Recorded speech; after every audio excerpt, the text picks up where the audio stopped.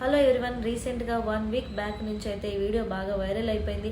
మనలాంటి ఒక middle class person తన ఫ్యామిలీ కోసం మస్కా బన్స్ అమ్ముకుంటూ ఉంటే తన దగ్గరికి వెళ్ళి ఆధార్ కార్డు ఉందా, ఎక్స్పైరీ డేట్ ఉందా అని అడుగుతున్నారు. సో ఈ వీడియో మీరు చూడకపోతే ఒకసారి మీరు కూడా చూసేయండి. పిల్లలు తింటారు, తినిపిస్తావా?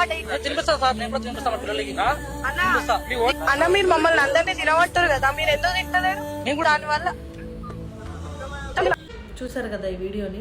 ఎక్స్పైరీ డేట్ కావాలి అని అంటే మీరు ఎక్స్పైరీ డేట్ ఉన్నదే తీసుకోండి. ఎక్స్పైరీ డేట్ మన షాప్కి వెళ్తాము, ఎక్స్పైరీ డేట్ ఉందా లేదా అని చూసుకుంటాము. ఎక్స్పైరీ డేట్ ఉన్నదైతే తీసుకుంటాం, ఎక్స్పైరీ డేట్ లేని అక్కడ పెట్టేస్తాము. సో అది షాప్ వాళ్ళ మిస్టేక్ కూడా కాదు, వాళ్ళు ఎక్స్పైరీ డేట్ ఉన్నదే తీసుకొస్తారు. సో సరైన టైంకి అది సేల్ అవ్వకపోతే ఎక్స్పైరీ డేట్ అయిపోతుంది, అది వాళ్ళ తప్పు కూడా కాదు.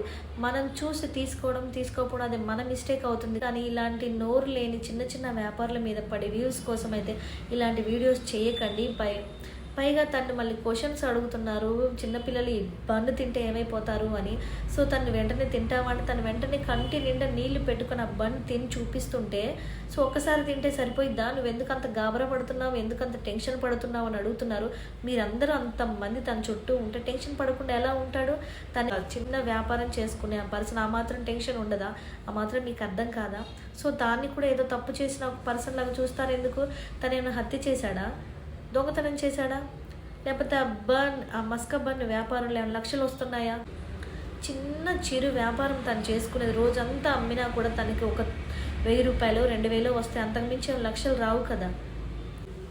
సో తన్ని అలా కంటి నిండా పెట్టుకొని సమాధానం చెప్పలేకపోతుంటే చాలా బాధ అనిపించింది. అందుకే నేను ఈ వీడియో చేస్తున్నాను. Please, poor people rich people అందరూ ఈక్వల్లీ, అందరినీ ఒకలాగే చూడండి.